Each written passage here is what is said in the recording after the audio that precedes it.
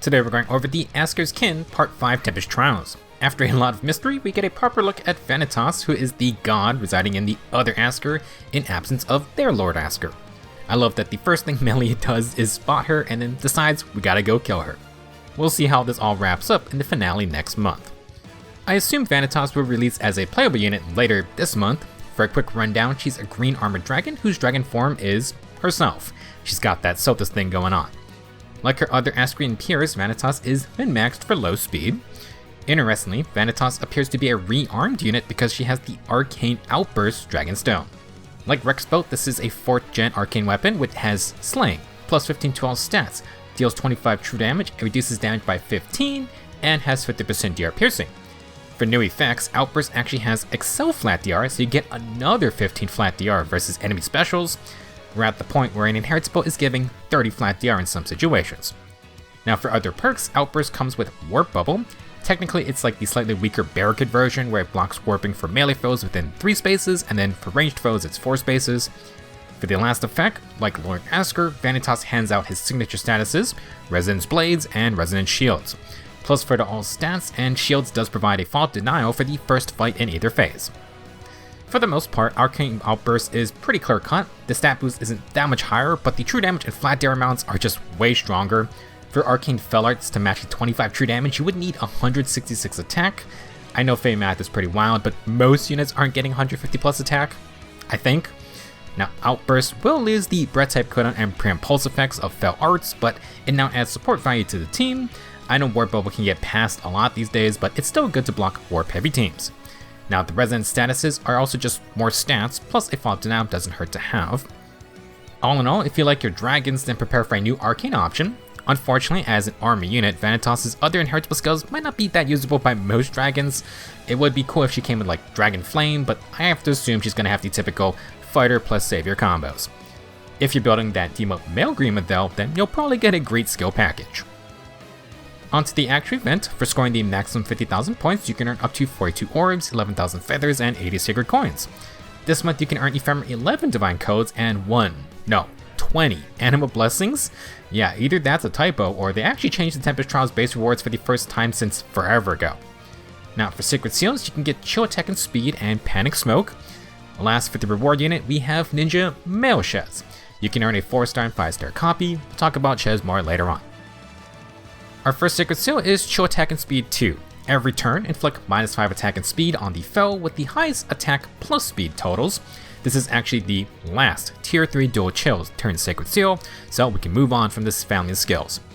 To be honest, this isn't the worst option since most times the highest attack plus speed unit is the main offensive unit. Dropping their stats each turn is nice, or you at least try to force them to have debuff neutralization. Very basic support secret seal that can always work. If you're missing debuffs on your team, then this can be an easy slot in for a non-combative unit. The next skill is Panic Smoke 3. Inflict panic on the target and foes within 2 spaces after combat. This smoke debuff is only useful after attacking, but it can set up for a mixed phase unit. Being able to panic multiple foes is nice, and this tier 3 smoke does apply to the main target as well. If you're in an extended fight, you can just keep applying panic. Since Sabotage is a lot more common nowadays, this could also be a fun seal to fit into the team. Panicked field buffs get doubled by Sabotage, and that all stacks with regular debuffs. One of those reasons I would consider debuff neutralization to be one of the most important effects to have. For the last new Sacred Seal of this month, we have Squad Ace CV3 from the 100th Squad Assault. Grants +3 flat speeded defense and res. This is the same as Squad Ace CB or CL. Who knows if we're gonna get some new stat variations for 101 and beyond.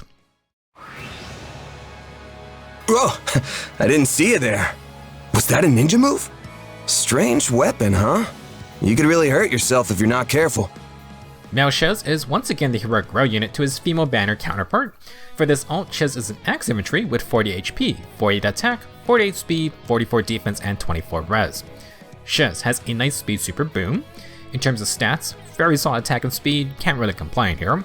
Despite a fair amount of competition, Shez also can differentiate himself with his very high base defense. Most axe users go with the Berserker or Warrior high base HP over defensive stat spread. Very few have good speed and mid-40s defense. Of course, this will come at the cost of HP and res for Shez. Still, having a good defense baseline isn't bad for physical brawling, and there are more and more frozen effects out there.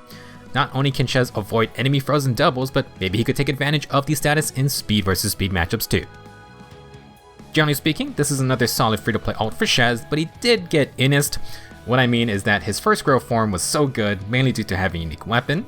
They took that away for the second Grail ult. Luckily for Shez, as the Resident Dual Wielder, he still gets a Brave weapon.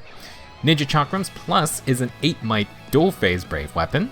If above 25% HP, Shez gets plus 5 stats, 15 true damage, 10 flat DR, and heals 7 HP on hit. Ninja Chakrams is actually quite a big jump in power from last year's Ninja Brave weapon, which was our first inheritable Brave Dagger. Last year's Giant Shuriken only had player phase Brave attacks. It did give plus 5 stats and full tempo, but the Chakrams rose out with 15 true damage and 10 flat DR, along with healing on hit. The fact it's a dual phase Brave weapon means you can run this thing on all kinds of units. Everyone and their mom is using Erica's Ring because Brave hits just continue to be one of the strongest effects in the game, with no real counter besides just tanking better. They've tried to cut down on their effectiveness with things like 20% DR and then now arch rival and Comet with the 40% DR on first attacks. Obviously, Ninja Chakrams is watered down from the banner unit's Brave weapons, but this thing is still incredibly good. By far the best inheritable Brave weapon we've gotten, and they could definitely compete with Arcane Slang effects. One downside is that Ninja Chakrams don't have any supportive perks. A lot of these new inheritables or arcanes are trying to incorporate team help. Ninja Chakrams is just full Comet for the user. Onto a serious topic, in terms of aesthetics, I don't know which axe Shez hands over if you inherit these things. You will not get both of them unless you also dual wield like Ninja Hana. On the flip side, Shez will dual wield any other inheritable you give to him. The first Ninja banner featured dual wielding and then they kind of just stopped doing that. I don't know why, because it's hilarious to see any of those Ninja alts around. I saw a Ninja Navarre who rolled around with 2 Arcane Crimsons. It's awesome, and Shez can do the same with any of his axes. Back on track, for his base kit, Shez has Ignis for his pretty good defense stat. He once again is a free-to-play source of attack and speed solo. Shez will also have Close Call, which is on OGA, though he is a demote. As a budget setup, this is actually pretty decent. More attack and speed for damage and quad potential, plus Shez gets some % DR to add to the Chakrams' flat DR. Too bad we didn't get some new free-to-play fodder, but it's most certainly because they expect people to fodder off Ninja Chakrams. Now if you plan to merge Shez, then the Neutral Nature will give him plus 1 HP, attack, and defense.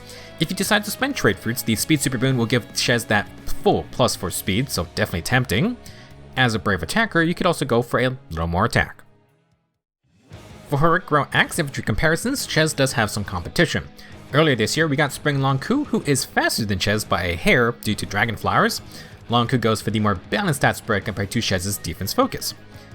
For other speedsters, Fallen Linus and Vanitas FV are still slightly behind, but they both have higher attack. They also have more HP to work with, and Linus is probably the closest to Shez if you want high speed and decent defense. Panette may not be the fastest, but she has a ton of HP and attack. Her Berserker Axe can also provide cooldown support. For the most part, Shez's defense is quite unique for the fast Axe Infantry. His HP is a bit lower to account for this, but if you need to deal with defense checking skills like Frozen, then it can be an advantage. Now among the Axe Demo Infantry, Casper is still the most recent speed option with excellent attack. He goes for the higher HP spread. As for the other free-to-play Axe Shez, she puts way more points into res.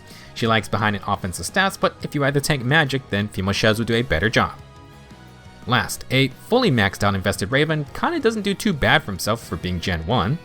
Not the highest offensive stats, but he's got a lot of HP and balanced defense and res. Essentially, Ninja Male Shez isn't the speediest or highest attack option, but he's second place for both stats. Paired with a much higher defense focus does separate him from the high HP Berserker types out there. For the basic Brave weapon playstyle, Shez can stack more attack and more speed for potential quads. His good base defense along with Close Calls dodge can help offset counterattacks. Ninja Chakrams even adds 10 flat DR, and Shez will heal after he hits back. For easier initiations, you can run the Tempest or Assault Troop Sacred Seals. Close Call will push Shez one space backwards after he initiates, so it's kinda like a makeshift Kanto. Now since Ninja Chakrams is a dual phase Brave weapon, Shez has decent mixed phasing. If you keep attack and speed solo, you can double up with a Sacred Seal version or go for Clash or Finish skills. Rouse or Oath buffs can provide attack and speed, but either Shez has to be solo or he has to be next to an ally. You can also go with the less consistent wave buffs with no positioning requirements. For other skills, Shez would love No Follow-Up, nice and simple effect for a fast unit to get guaranteed quads and not get doubled by slower foes. That can also go in the seal slot. You can also use cooldown skills like Flashing Blade, Darting Breath, or even Time's Pulse. In theory, Shez can trigger Ignis if he quads and gets hit back, but that requires all 4 attacks. You may want to drop down to like the 3 cooldown specials or just run Glimmer Moonbow with a cooldown perk. You can do Gale Force, but that will be on 5 cooldown, which might be a little awkward. For alternate B skills, you could use low speed and defense, or change out Close Call with Spurn for a little true damage. With the dual phase Brave Hits, you can try Smoke debuffs to stay above groups. Brave Hits are nice with no guard for consistent special charging, so tempo effects are another plus. For premium build, Shez has a wide variety of options as a faster melee infantry unit. Ninja Chakrams can fit pure player phase initiations, or you can try a mixed phase jack of all trades type build. For any initiation setup, you kinda want 3 movement, so Tempest C skills or Tumultuous Echo. That and Brutal Tempest's Conto effect is just insanely strong to get in and out. You can also upgrade to Harrowing Call to keep hit and run. The Phantom Speed effect is nice if you want to run Gust or Godlike Reflexes. Now at Perfect Attack and Speed, you can get No Fall Up in the A slot. Hex Edge can give 50% DR Piercing, or Slice with Spear can act like your offense No Fall Up replacement. For B skills, Shez can use the Finish B skills. Potent can add a 5th hit, although Shez may want cooldown support to trigger the finish part of the skill. Ideally, you want to trigger on the 2nd Brave Hit at least to potentially recharge when you do quad. If you want to use Gust or Boulder, you still need -1 cooldown even with Blade or Breath type cooldown. Haze Slice could be used here, but its percent DR is player phase only. The build on the left with Gust could function on either phase technically. With that said, there are some new infantry builds in town that are honestly kinda nasty. Duelist Blow and Pair Up add a lot of flat DR, while also suiting faster units. Pair Up makes it tougher to double Shez and neutralizes debuffs, which is always clutch. Duelist Blow has Tempo, which is great for Brave Hits. If you run Arch Rival, you can get Tempo, plus Guard, plus the special on charging versus blue foes. Arch Rival also gives that 40% DR guaranteed on first attacks. Now to actually trigger the special, you probably want Breath type cooldown or pre-charging. Comet can be used, but we have an 8 might weapon that only gets +5 attack, not exactly the best for base damage. If you use Attack and Speed Faith, that will get -1 cooldown out of Arch Rival's 5 cooldown, better than nothing, plus you get 5 more flat DR and Bulwark. Altogether, the build on the right can potentially get 32 flat DR at worst, 10 from Chakram, 7 from Duelist, 10 from Pair Up, and 5 from Faith. At max, you can get 40 plus flat DR. Pair Up grants even more versus Brave Hits. Some really silly stuff. For other weapons, Shez can use the Arena Axe Plus if you had Gladiator Cullen, very good weapon. You can also run Arcane Giant Axe for much better cooldown, but as one of the oldest 3rd gen Arcanes, we might get a new Arcane Axe soon. Could be next week, could be in half a year, who knows. Now for more skills, Distant Counter is just fun, although Shez's res is a little bit lower in exchange for his higher defense. Lagu's Friend or Loyalty can be run with Faith if you want to trigger Gus's 40% DR. These are more defensive skills, and same goes for Nelsia Void. For cooldown, you got all manner of things in that C slot. Pledge times Pulse, Pulse On, and a few Tempest variants like Burst or Pulse Tempest F.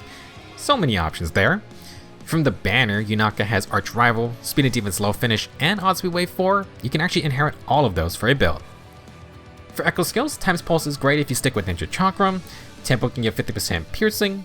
You can pretty much run anything. Sly, Lull, Distant Counter, Nelsie Disrupt, Attack Oath, etc.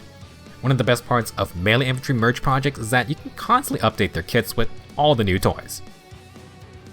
Overall, an interesting Tempest Trials. Not sure what the 20 blessings are about, but hopefully that's not a one-time fluke. If you like dragons, prepare for Vanitas and Arcane Outburst. If you want a new merge project, then Ninja Male Shez will be a fine unit. He didn't get the unique weapon this time, but Ninja Chakrams are hilariously good even compared to past Ninja Brave weaponry. The Brave attack effect is one of those few things that can for sure rival slaying on the Arcanes, although the loss of 10 stats does hurt. With that said, Shez can also run arcane weapons just fine. Hopefully the next Arcane Axe comes somewhat soon. Personally, I'm debating if I want to build another Axe Shez and another Male Shez alt. I already plus 10 regular female Shez and summer Male Shez, so what's a third one? That's all I have for now. Go and get those Tempest Trials rewards. Thank you for watching, and I will see you in the next video.